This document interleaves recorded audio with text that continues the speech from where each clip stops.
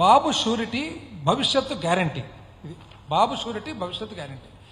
ఈ కాగితం పట్టుకొని కూటమి వాళ్ళందరూ కూడా ప్రతి ఒక్క ఇండ్లు, ఆంధ్రప్రదేశ్ రాష్ట్రంలో ఎన్ని ఇండ్లు ఉన్నాయో ప్రతి ఒక్క ఇంటింటికి తిరిగి ఇంట్లో ఎంతమంది ఉన్నారు, ఒకరికి ఇద్దరు ముగ్గురు, నీకు 15, నీకు 15, నీకు 18, నీకు 20, నీకు 15 అని లెక్కలేసి సర్టిఫికెట్లు ఇచ్చి సంతకాలు పెట్టి మరీ ఇంటికి ఇచ్చినారు.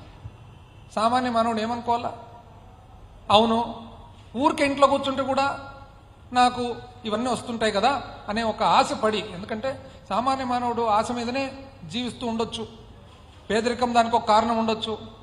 మధ్యతరగతి వాళ్ళు కూడా ఒకవేళ ఇంకా ఇంతకంటే బాగుండాలని అనుకుండొచ్చు. పోనీ ఈ మేనిఫెస్టో ఇప్పుడు ఏం జరిగింది? ఇప్పుడు 6 నెలలు అయిపోయింది కదా.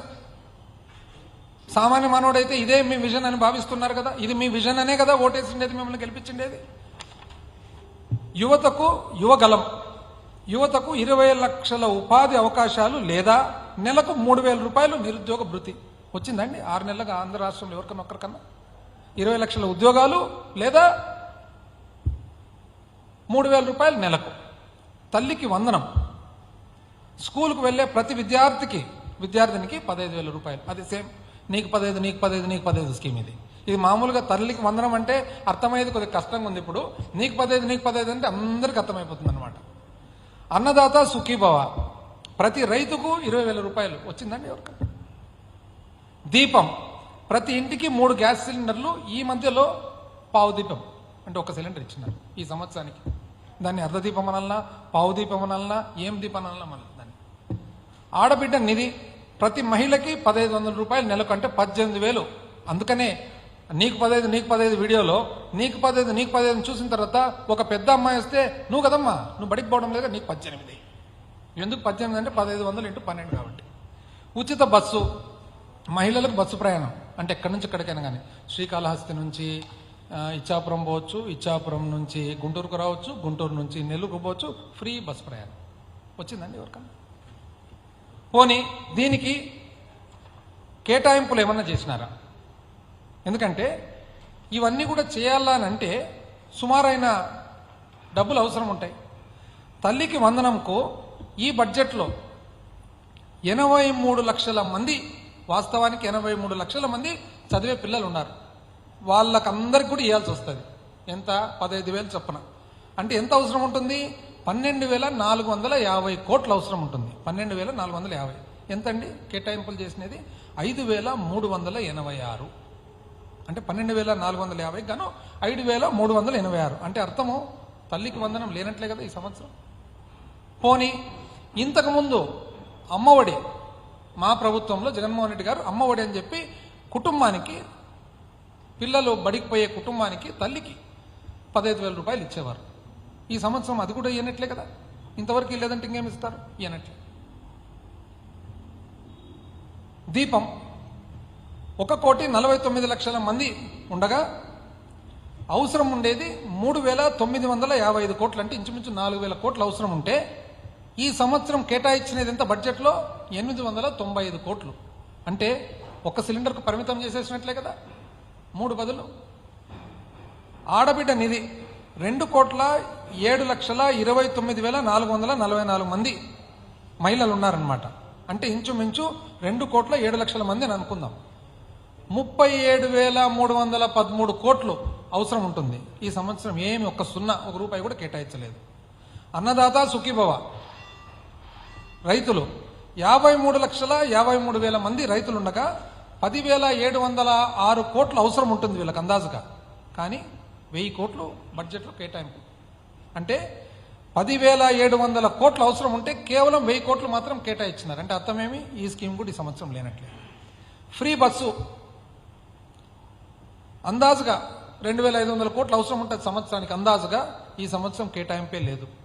యువగలం అంటే ప్రతి నిరుద్యోగికి 3,000 రూపాయలు నెలకు కదా, అందాజుగా 7,200 కోట్లు అవసరం ఉంటుంది అందాజుగా. ఎంత? 20 లక్షల మంది. వాళ్ళు చెప్పినారు కదా 20 లక్షల ఉద్యోగాలు ఆర్ ఇది అని.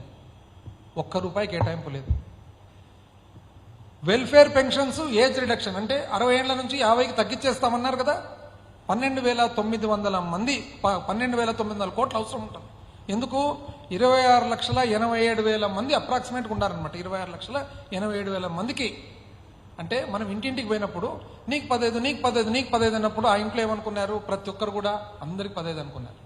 మహిళను చూస్తానే నీకు ఆడబిడ్డ నిధి నీకు 18 అంటే 18 వచ్చేసింది అనుకున్నారు. బస్సు చిత్తూరులో ఎక్కితే శ్రీకాకుళం, శ్రీకాకుళం ఎక్కితే విజయనగరం, విజయనగరం నుంచి నెల్లూరు, ఎక్కడంటే అక్కడ తిరగొచ్చు అనుకున్నారు. కేటాయింపే లేదు. పాపం రైతులు చూస్తే 20,000 రూపాయలు అన్నారు, ₹1 లేదు. చివరకు రైతులకు సంబంధించిన ఇన్సూరెన్స్ డబ్బులు కూడా ఇంతకుముందు మా ప్రభుత్వంతో ప్రభుత్వం కట్టేది ఇంచుమించు 1,200 కోట్ల సంవత్సరానికి, ₹1 కట్టలేదు. అంటే ఈరోజు ఏమన్నా జరిగిందంటే ఇన్సూరెన్సు వాళ్ళకై వాళ్ళు రైతులు ఎవరన్నా కట్టింటే తప్ప వాళ్ళకి ఇన్సూరెన్స్ వచ్చే రాని ప్రమాదం ఉంది. పాపం 60 ఏళ్ళు నిండిన వాళ్ళందరికీ ఎవరన్నా కొంచెం నీకు ఎంతమ్మా వయసు అని అడుగుతారనమాట ఇంటింటికి పోయి. నాకు 55 అంటే నీకు 55 పెన్షన్ రావడం లేదు కదమ్మా అంటే, లేదు నాయన 5 సంవత్సరాలు తక్కువ ఉందంటే, లేదు మేము వస్తే వచ్చేస్తుంది నీకు. పాపం వాళ్ళు ఏమనుకున్నారు? 55కి వచ్చేస్తుంది, 55 కోటి 51 సంవత్సరం నుంచి వచ్చేస్తుందని వాళ్ళు. ఎంతమంది వాళ్ళు? 27 లక్షల మంది ఇందాల్సి. చూడండి ఎట్లా చేసినారు ఇది అని. పైగా ఇది కూటమిది, ఈ వాగ్దానం కూడా కూటమిది. కూటమిలో ఎట్లా వాగ్దానము? కూటమిలో ఏమంటున్నారంటే వాళ్ళ మెంబర్స్, ఒక మెంబర్ వచ్చేసి ఏదే కానీ తేడా వచ్చిందంటే తాట తీసేస్తా అంటారు మెంబరు. మళ్ళీ ఇది ఎక్కడ ఉంది తాట అని? అసలు ఈ పార్టీ పెట్టినదే ప్రశ్నించేదానికి అని. ఎవరినైనా కానీ ప్రశ్నిస్తాం, ఈ పార్టీ స్థాపించిండేదే ప్రశ్నించేదానికని. ప్రశ్న ఎక్కడ అని? ఇవన్నీ మళ్ళీ ఇది ఈ విజన్ను బట్టే కదా, ఈ విజన్ను బట్టే కదా గెలిచిండేది, పబ్లిక్ ఓటేసిండేది. ఇంకొక మెంబర్ ఉన్నారు కూటమిలో, వాళ్ళు ఎందుకో కానీ స్ట్రాటజిక్గా చాలా చాకచక్యంగా సైలెంట్గా ఉన్నారు, ఏం మాట్లాడనమాట. ఆ రోజు రిలీజ్ చేసేటప్పుడు కూడా పక్కకి వెళ్ళిపోయినారు, సైడ్కు, నాకు సంబంధం లేదనేటట్లు వెళ్ళిపోయినారు అనమాట. పోనీ ఇది ఇంతకుముందు కూడా విజన్ అంటే 2014 సన్ రైజ్ స్టేట్ అని ఏదైతే బుక్లో 7 గ్రిడ్డులు ఉన్నాయి కదా, అదే 7 మిషన్లు, 5 గ్రిడ్డులు, 5 క్యాంపెయిన్లు, అప్పుడు కూడా మేనిఫెస్టో రిలీజ్ చేసినారు. ఆ మేనిఫెస్టో అమలు కూడా ఒకసారి చూద్దాం. వ్యవసాయ రుణాల మాఫీ, సంపూర్ణ మాఫీ అన్నారు. అంటే అన్ని మాఫీ చేయాల్సి వస్తుందంటే రైతులందరికీ కూడా. రైతులందరూ అప్పుడు అడ్వర్టైజ్మెంట్ కూడా ఇట్లా బీరువా తెరుస్తుంటే, బ్యాంక్ వాళ్ళు వస్తుంటే, లాక్కొని పోతుంటే, లేదమ్మా బాబు వచ్చేస్తున్నాడు, బాబు వచ్చేస్తానే మొత్తం మాఫీ అంటేనే బీరువా మళ్ళీ వేసేయడం. అడ్వర్టైజ్మెంట్ గుర్తుందా? ఎంత కావాలా? 87,000 కోట్లు కావాల్సి ఉంటే కేవలం 15,000 కోట్లు ఖర్చు పెట్టి అరాకొర అక్కడక్కడ ఫస్ట్ స్కేల్ ఆఫ్ ఫైనాన్స్ అన్నారు. స్కేల్ ఆఫ్ ఫైనాన్స్ పెట్టిన తర్వాత మామూలుగా రైతుకు వచ్చేది కూడా, అంటే ఇంతకుముందు బ్యాంక్ మేనేజరు రైతు మీద నమ్మకాన్ని బట్టి పంట కాకుండా, భూమి విస్తీర్ణం కాకుండా నమ్మకంతో డబ్బులు ఇచ్చేసేవాళ్ళు లోను.